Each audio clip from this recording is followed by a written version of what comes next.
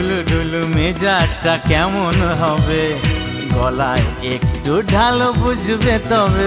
বাবা কি বুঝলে?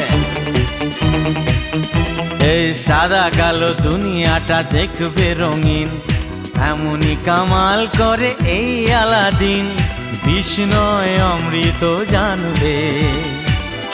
এই ধাক্কা দিও না, পড়ে যাবে। এই আজ আমি মাল ছাড়া কারণ নয়, এইটুকু কে কি নেশা হয়।